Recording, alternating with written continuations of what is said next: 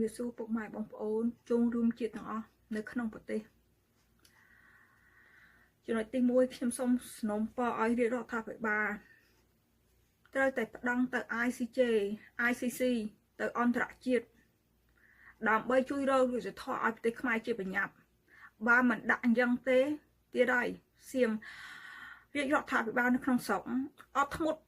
មត់យូរហើយនឹងការពាក្យអត់ធ្មត់នឹងឈប់បត់បាញ់អត់ធ្មត់យូរហើយម្ដងនេះរាជរដ្ឋាភិបាលដាក់ពីចំណុចទី1គឺត្រូវតែដាក់ទ័ពវាយប្រហារទៅពួកសៀមវិញចំណុចទី2ត្រូវតែផ្ដង់ត្រូវតែយកឈ្នះកុំឲ្យសៀមវាមើងងាយថាប្រទេសខ្មែរអន់រាជរដ្ឋាភិបាលខ្មែរមិនអន់ទេខ្លាំងណាស់អញ្ចឹងរាជរដ្ឋាភិបាលត្រូវតែបញ្ចេញស្នាដៃឲ្យប្រជាពលរដ្ឋខ្មែរយើងឲ្យដឹងច្បាស់លាស់ផងហើយឲ្យសៀមវារៀងចាកុំភ្លើនពេកហើយចំណុចទី2គឺខ្ញុំសំណូមពរបងប្អូនខ្មែរទាំងអស់សូមមេត្តាជួយបងប្អូនដែលជនជាតិភៀសខ្លួនផងបងប្អូនណាដែលមានតុកការរោងបនរោងការបើអាចនឹងជួយបានជួយផងទៅធ្វើរោងធ្វើអីទៅពេលភ្លៀងម្ដង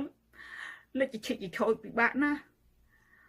ទៅធ្វើបាយនៅពេលនេះហើយសង្គ្រាមដែលយើងធ្វើសង្គ្រាមនេះសង្គ្រាមធ្ងន់ធ្ងរមិនដឹងថានៅពេលណាចប់ទេយ៉ាងឲ្យមានតែបងប្អូនដែលបងពូមីងដែលមានតុកការតុកបងរោមការត្រូវទៅជួយគ្នាផងដាំបាយដាំអីឲ្យក្មេងៗញ៉ាំឲ្យស្ត្រីមានផ្ទៃពោះសម្រាប់កូនហើយគាត់មិនដឹងដាក់បាយទឹកនៅណាទេពិបាកណាស់អញ្ចឹងឲ្យសូមឲ្យគាត់ភាសាបាយបានត្រឹមត្រូវទៀងពេលផងសូមមេត្តាជួយផងប្រទេសខ្មែរជាប្រទេសរបស់ពួកយើងទាំងអស់គ្នាមិនមែនជាប្រទេសជួនទេមិនមែនប្រទេសសៀមទេយើងជាជនខ្មែរយើងជាជនជាតិខ្មែរត្រូវតែថែរក្សាទឹកដីប្រទេសខ្មែរយើងទាំងអស់គ្នាសៀមវាបានកំទេចប្រាសាទបុរាណ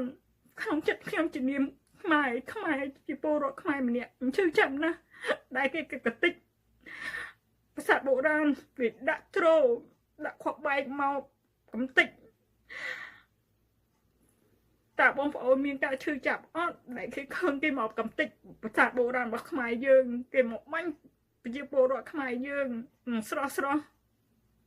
សូមមេត្តាជួយគ្នាឲ្យឈោងឆេងផងចា